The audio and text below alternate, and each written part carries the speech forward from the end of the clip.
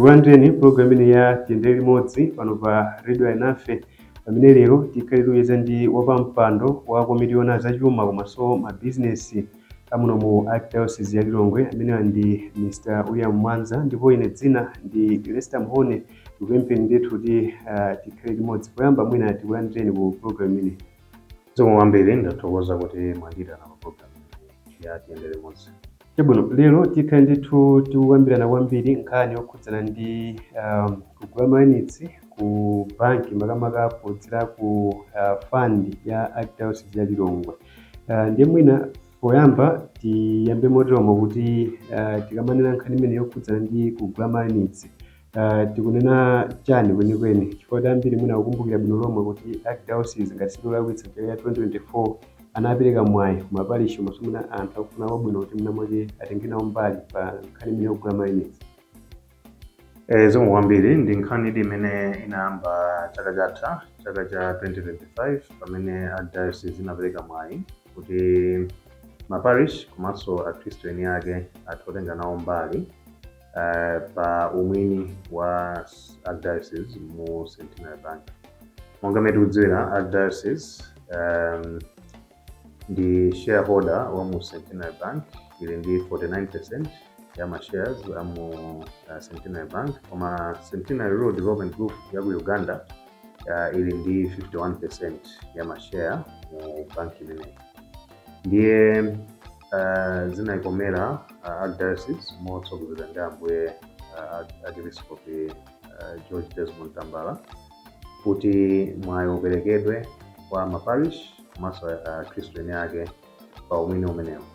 Monga mmene timadziwira, maparishi amakhala ndi zolinga zosiyanasiyana zimene zimafuna makobiri kuti maparishi aziyenda bwino, komanso akhristu eni ake nawonso amakhalanso ndi zolinga zawo zosiyanasiyana. Ndiye pamene Archdiocese ikuyesesa kukhala ndi njira zimene zingathandizire kukhala oziyimira patokha pa chuma, inaperekanso mwayi kuti mwayi umenewu uthanso kufikiranso kwa maparish komanso akhristu ndi akati kumene kuti tonse limodzi tithe ndithu kukhala ndi umwini mu banki imeneyi, kuti kutsogoloko banki ikazapereka phindu kwa Archdiocese, phindu imeneli lisazangoyima pa Archdiocese pokha koma likathenso kufikira maparish ndi akhristu eni ake, kuti ndithu Archdiocese ndi onse akhale ndithu oziyimira pawokha pa chuma. Bwino, mwina mafuto zako nkhani yokhudzana ndi kuti pamene Archdiocese ikuyesesa kuti ipeze njira zingathandize kuti ikhale yodziyimira pa chuma, materonso kuti unanso akhristu ngakhristu maparishi amene akhristu nawonso akuyendera limodzi. Mwina kungofotoza kuti mwina mwayi umene udaperekedwa pali ndondomeko zanji zimene akutsatidwa kapena kuti zinatsatidwa kuti maparishi anga akhristu amene apeze mwayi wa umwini mu banki imeneyi. Titero kuti mene dongosolo limakhazikitsidwa, choyamba chimene timene akupanga ndicho kuti tipeze chilolezo kuchoka ku banki yayikulu ya Malawi muno ya Reserve Bank of Malawi, imene imaona kayendesedwe ka mabanki onse Malawi muno. Ndiye kuti nayonso imaonanso kayendesedwe ka Centenary Bank. Ndiye choyamba chimene timafunika kupanga nchokuti tipereke ndithu dongosolo lonse limene titaliyendesere ku Reserve Bank of Malawi, ndipo anatipasa chilolezo chimenecho, ndi pamene tinatsegulanso pano mwayi umenewu kwa maparish ndiponso akhristu eni ake. Ndiye dongosolo lake nayo kuti tinatsegula mwayi, panali maraundi awiri ndithu amene tinawulusa kuti anthu athe kutenga nawo mbali. Panali ma application form amene anaperekedwa ku maparish amene anali okonzeka kuti atero. Maparish ena ndithu anagulako ndithu ma units, anthunso anagulanso ma units. Ma units ake tikutero kuti pofuna kufotokoza momveka bwino kuti anthu asiyanitse bwino lomwe kuti ma units akusiyana motani. Ma units sikunena kuti ndi ma units ngati a phone amene timagula aja, ayi. Koma chifukwa chokuti Archdiocese inakhazikitsa thumba, inagawa thumba lija into timanena kuti ma units. so inagawaga kuti munthu utakugula mwina ma units okwana mwakuti, koma ifati unit iliyonse inali ndi mtengo wake 1769 kwacha 42 tambala. Zinayi zokuti utha kugula okwana ndalama zimene ufuna kuti utani uyikemo. Ndekuti ife tikamawerenga tiziwerenga kuti wagula ma units mwakuti pa mtengo umene tinayika uja. So dongosolo lake nayo imeneyo kuti pakhale thumba loti anthu atha kugula ndi ma units amenewa. So anthu anapereka ma application form anabwera ku Archdiocese, ndipo atafika zonse zinaonetsedwa bwinobwino, ndipo anthu anapemphedwa kenako kuti apereke ndalama mu account imene inatsegulidwa. Account imene ntchito yake ndi imodzi yokha yokhazikitsa fund imeneyi, ndiponso ndalama zake zokuti za investment ya mu St. Bank. Ndiye anthu atapereka ndithu ma deposit awo mu account imu. Of course wene panazatenga nthawi pang'ono kuti tithe kupanga madongosolo omalizira, makamaka mafomu amene anthu tikuyenera tisaine, kutsimikiza kuti ndithu tapanga ubale ndi Archdiocese pa nkhani imeneyi. Tinapanga ma MOU amene tinapanga ndi parish iliyonse, so ma MOU amene anthu atumizidwa ku parish, koma ngati ma attachment a ma MOU amenewa ndi mafomu amene anthu tikuyenera kuti tisaine kuti tibweze kuno ku Archdiocese.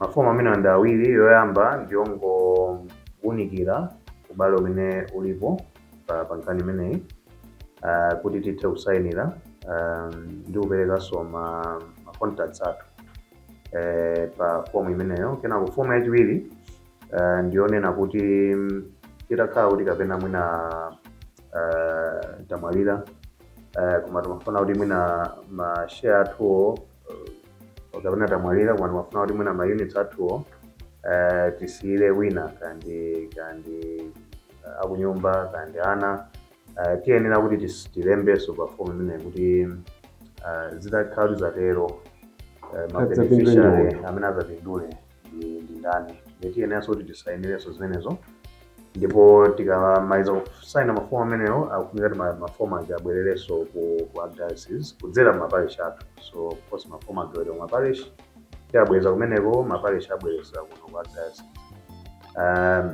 Timapempha kuti mafomu amenewo azafike pasanaduse pa 23 March imene ili lolemba limene likubwerali, ndi cholinga chokuti mafomu aja akalandiridwa pa 28 March pazakhala mwambo umene anthu amene anapereka nawo ku dongosolo limene azalandire ma certificate amene azakhale chitsimikizo kuti aperekadi mu fund imeneyi, ndipo kutsogolo kuphindu likazabwera azalandira phindu malingana ndi certificate imene ali nayo. Ndiye mwina mungotifotokozera kuti chitsekulireni mwayi umenewu maparish angakhalenso akhristu ake mwina mwake anayilandira bwanji nkhani imeneyi, ndi ochuluka motani kapena amene akwanitsa kugula nawo ma units amenewo? Taona kuti chidwi chinalipo ndithu. Pakali pano tikuwerenga maparish 29 amene atenga nawo mbali pa dongosolo limeneli.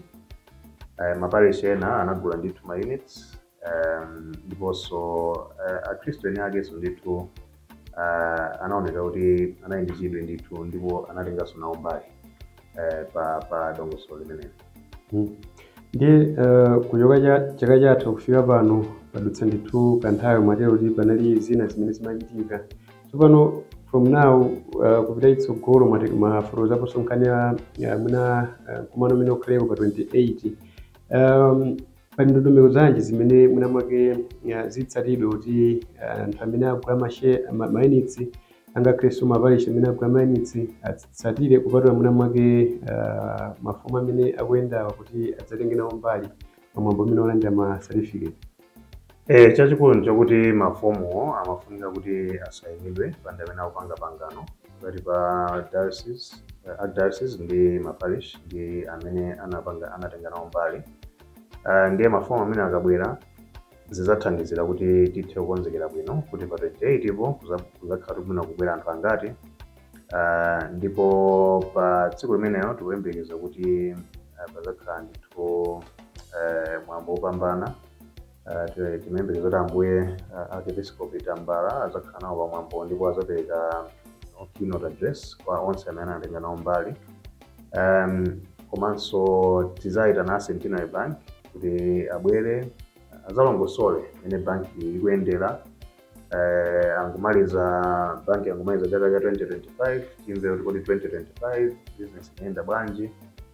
Komanso ithenso kamba mwina ma services amene ikupereka kwa anthu osiyanasiyana. Centenary Bank monga mmene timakambiraso program imweno sabata yatha, ndiye kuti chachikulu imafuna kuti ifikire anthu amene alibe kuthekera kapena kuti alibe banki pafupi ndiwo. Komanso kuti ithe kupereka mwayi kuti anthu athe kupanga mabusiness makamaka mabusiness ang'onoang'ono. Ndiye tizamva zambiri kuchokera ku Centenary Bank zamene imapangira zinthu zake komanso ndi phindu limene tikuliona ku banki imeneyi. Ndiye tikazamalizapo kenako tizakhala ndi mwambo kwa ma certificate amene azagawidwe kwa anthu. Tikazatero ndiye kuti process imene tinayamba chaka chatha tizakhala kuti tayimaliza. Anthu amene ali ndi ma certificate azadikira mwina kutsogoloko kuti banki ikazaperekano phindu ku archdiocese. Phindu limenelo lizathanso kufikiranso ma parish komanso akhristu ene ake amene anatenga nawo mbali. Titsindike kuti investment imeneyi tinkanenanso nthawi ija kuti ndi long term investment, siyo ngoti ndi apompopompo kuti mayitayika pano ndi kuti basi chaka chimwe chino kuti phindu langa lili pati. Zimatengera phindu limene limaperekedwa kwa ma shareholder, limatengera banki pamene ili ndi zolinga ziwiri makamaka. Cholinga chimodzi chimene imati ikapanga ndalama zake pa chaka ma profit, imatenga gawo lina kuti ibwezere business muja, kuti business ija ilimbisidwe ndipo ichitire kukula, ndipo kukulanso bwino ndipo kuti ibweretse phindu lochuluka kutsogoloko. So monga simene makuyambira pa program yomwe ino imene banki inagulidwa mu 2023, inali kuti inali banki imene imapanga ma losses. Nde pali zinthu zambiri zimene zikufunika kuti ziyikidwe kupanga investment banki kuti ithe kukhala banki yamphamvu kwambiri, ndiponso ichitenso kukulanso towards mwina mabanki ena amene ali nawo. So gawo lina limakhala kuti likupita kaye investments. Komano bankiwo ndi ma board of directors akaona kuti apapa ndi ndalama zoti tiyike kuti banki izikula, komanso palinso ndalama zina zimene tingathenso kubwezeranso ma shareholder ngati phindu lawo. Ndiye amazapereka imati dividend. Dividend imene ikaperekedwa ndiye kuti izagawidwa pawiri, ina izapita ku Centenary Rural Development Group Uganda 51%, 49% izabwera ku Archdiocese ya Lilongwe. Archdiocese ya Lilongwe ikazalandira phindu limenelo ndiye kuti izatenganso theka limene linaperekedwa ndi fund imeneyi, ikubwezera ku fundiko kuti ikatheno kukagawidwa kwa anthu amene anayikamo ndalama anagula ma units mu fund muja. Ndiye kuti pazakhala amount pa unit iliyonse, kuti unit iliyonse yapeza phindu makuti. Ndiye kuti munthu ngati unagula ma unit 100, ndiye kuti uzadziwanso kuti phindu lako ndiye kuti tikupanga calculate pa phindu limene abwera ku unit iliyonse imene uli nayo. Koma zimenezi of course ndiye kuti tizoona mtsogoloko, muchatanenera zimatengera kuti abanki apanga declare liliro zitakhala chaka chamawa, zitakhala mwina 2 years, zaka zitatu from now. Koma ndiye kuti zimene zikhala kuti tizoona mtsogoloko imene abanki azikuzira. Koma tikukhulupirira kuti mwina chaka chilichonse zitokhala ndi mwayi umenewo ngati imene abanki akubwerera pa 28, kuti azitha kubwera kwa anthu amene anapanga contribute, kuti azitha kudziwa kuti banki ikuyenda bwanji ndiponso kuti phindu imene azalandira pa banki mwina kuti atha kulilandira liti. Ipo ndiye mwina ngati kuli kotheka nkuthandiziraso amene akutionera ngakhale kutimvera umene kuti nkufotokoza wake tukamba za mayunitsi wambeka ijoka kuti share sikakuthawa. Mwina nkungosiyanitsa pamene kuti mwina mwake ndikusiyana motani kuti mwina mwake anthu amvetse bwino kuyendera limodzi pamene. Chabwino ndi funso labwino. Tinene kuti kugula ma share mu company nthawi zambiri ngati akugula anthu akunja akugula mu mashare mu kampani ije imafunika kuti ipite ku Malawi Stock Exchange kumene imakapanga timati public listing. Ndipo ikapanga public listing imapereka mashare ina ake mu kampani muja kuti wina aliyense akhoza kugula. Koma zimenezo zili ndi dongosolo lake limenenso a Reserve Bank of Malawi amene amaona dongosolo limene kuti zonse zikhale malo mwake. Apapa zimene Agdas zinapanga sikuti inapita ku Malawi Stock Exchange kuti ikathe kutsegula mwayi kwa wina aliyense Malawi kuti athe kugula mashare mu Centenary Bank, koma inakhazikitsa thumba. Ndiye sitikanatha kunena kuti thumba lilinso ndi mashare yoti zikanakhala ngati zikusokonezana ndi za ku Malawi Stock Exchange. Chifukwa chakenso tinanena kuti thumbali talipanga kuti ili ndi ma units and anthu tikugula amene ma units mu thumba limeneli. Ndiye kusiyana kwake kwa tikamati ma units kuti Agdas yakhazikitsa thumba ndipo anthu akuyika ndalama mthumba muja zimene zikugwiritsidwa ntchito mu investment ya Centenary Bank. Kusiyana ndi kuti Agdas inapititsa Centenary Bank ku Malawi Stock Exchange kuti wina aliyense Malawi muno atha kugula mashare. So mwayi of course unaperekedwa kaye mu Agdas muno kuti maparish amene ali part of Agdas kuti athe kutenga nawo mbali, komanso anthuso amenenso mwinanso ali mu Agdas ali maparish osiyanasiyana kuti nawonso athe kutenga nawonso mbali. Nditero kuti kusiyana kwake kwa ma units ndi ma shares. Ibulu mwina pamene tikupita kumapeto kwa program ineyi tibwererenso ku nkhani imodzi yokhudzana ndi mwambo umene wakonzedwa pa 28 March pano. Mwatironso kuti maparish amene ati akhristu amene afuna adzatenge nawo mbali pa mwambo umene kuti mwina mafomu akhale atabweretsa pa 28. Nene kuti amene sakwanitsa kubweretsa mafomu ofiridwa bwino pa 28 ndiye kuti ma certificate amene mabasi zadutsa kapena pali dongosolo lililonse limene likonzedwa tsogolo. Ndikonze kuti tsiku limene mafomu akwina kubwera si pa 28 koma pa 23 March imene lilo lemba. Dongosolo lokuti mafomu aja akafika timapemphanso kuti anthunso anene ku maparish ngati azathe kuzafika ku mwambo.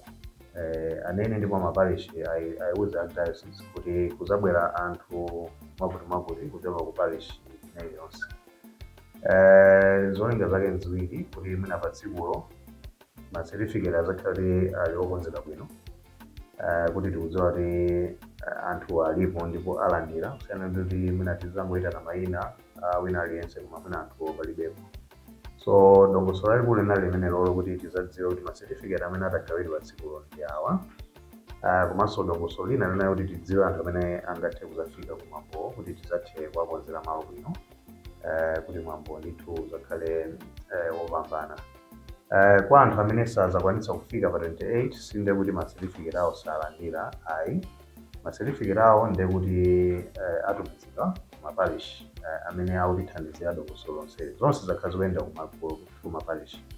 Ndiye kuti ma certificate azatumizidwanso ku parish, ndiye kuti atha kulandiranso ma certificate awo ku parish komweko amene akhala kupereka mafomu onse a dongosolo limenelo. Iwo ndi tsiku limene la pa 28 mwafotokozapo kuti mwina padzakhale mawu ochokera kwa Ambuye George Desmond Tambala komanso ku Centenary Bank. Komabe ena mwina kufuna kumvetsa kuti tsikulo lapangidwa plani motani, lidzaoneka motani tsiku limeneli. Mwambo wake sikuti uzakhala wautali kwambiri, koma nditi uzakhala ndithu mwambo wopambana monga ndanenera kuti tikuyembekeza kuti pazakhale keynote address imene Ambuye azayankhule anthu onse amene atenga nawo mbali kutsatira imene anapemphera mbuyomu chaka chatha kuti anthu ndithu atenge nawo mbali pa nkhani imeneyi. Kenako tizalandira presentation yochoka ku Centenary Bank. Tikazatero ndiye kuti pazakhale mwambo wogawana ma certificate, ndipo tikazatero uzakhala kuti ndiye kuti mwambo wathera pamenepo.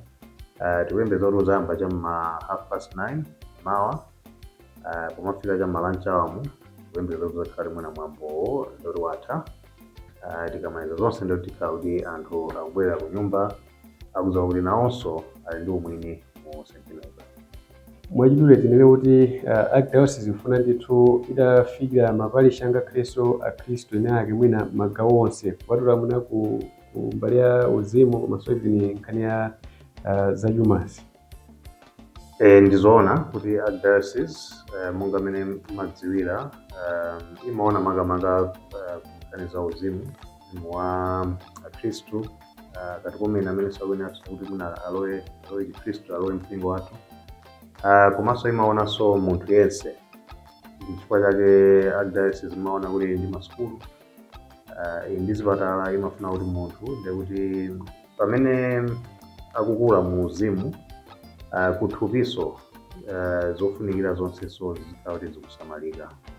Akuphunzira bwino sukulu ngati wadwala kuti athe kulandira chithandizo chipatala. Komanso kudziwa kuti munthu kuti ukhale bwino pamoyo zimafunikanso kuti pachumaso ukhale kuti uziyimiranso pawekha. Nde iyiso inali njira ina imene imaonjezera kuti pamene mpingo ukupititsa patsogolo chikhristu ndiponso uzimu kunkhani za uzimu makamakaso anthunso tithenso ndithu kukhalanso ndi chisamaliro chonse makamaka pakuziyimira patokha pa nkhani za chuma. Chibwino mwina pomaliza mwina kutheka kuti pali mawu kwa onse amene akutionera ngakhale kumvetsera kumene kufunika kutenga nawo mbali mwina mwachitsanzo pamwambo umene ukubwera pa 28 komanso ngakhale kugula nawo mayunitsi ku thumba limene. Titero kuti makamaka m'malo mwa ambuye ndiponso m'malo mwa diocese kwa ife amene timathandizira kuti process iyende bwino. Tikungothokoza kwa onse amene atenga nawo mbali pa dongosolo limeneli. Ndi dongosolo limene muja tanenera limene likupititsa patsogolo kuziyimira patokha pa chuma. Komanso St. Tinai Bank ngati timadziwa kumene inayambira ku Uganda ndi banki imene imafuna tifikire kwa munthu wina aliyense ndipo imabweretsa chithandizo makamaka pa nkhani za chuma kwa anthu ambiri. Ndipo pamene anthu tatenga nawo mwini mu banki imeneyi ndekuti tikupititsa patsogolo cholinga cha St. Tinai Bank ndekuti ithe kufikira anthu makamaka pena paliponse makamaka m'Malawi muno ndi ma services amene atathandize ku nkhani ya zachuma makamaka osati kwa anthu okha komanso kwa mabusiness makamaka mabusiness ang'onoang'ono alimi kuti athe ndithu kupeza zoyenera zokuti moyo wawo upite patsogolo. Ndiye kuti pamene tatenga nawo mwini tikupititsa patsogolo cholinga chimenechi cha St. Tinai Bank. Komanso kutsogoloko kenanso nafenso zathanso kusimba lokoma pamene St. Tinai Bank izaperekenso phindu ku archdiocese imene izapita ku fund imeneyi ndipo ikathanso kufikira kwa maparish ndiponso kwa akhristu ene ake amene anatenga nawo mwayi pa dongosolo limeneyi. Ndikuthokozeni kuti tinali limodzi mpologalamu imeneyi pamene ndithu tamva zambiri zokhudzana ndi thumba imene archdiocese ya Lilongwe inakhazikitsa pamene ndithu maparishi angakhalenso akhristu ene ake anakhala ndithu akugula mayunitsi ku thumba limeneli. Ndiyeno tazimvera tokha pano kuti pa 28 March 2026 archdiocese ya Lilongwe ikhale kupereka ndithu ma certificate ku maparishi angakhalenso akhristu ene ake amene anatenga nawo mbali kugula ndithu mayunitsi mu thumba limeneli. Ndipo tamva zambiri kuchokera kwa Mr. William Mwanza amene ndi wapampando wa komiti yona zachuma maso ma business kuno mu archdiocese ya Lilongwe. Dzina ndi Esther Mhone, ndipo tikufika tsiku lina mwakuma nonse.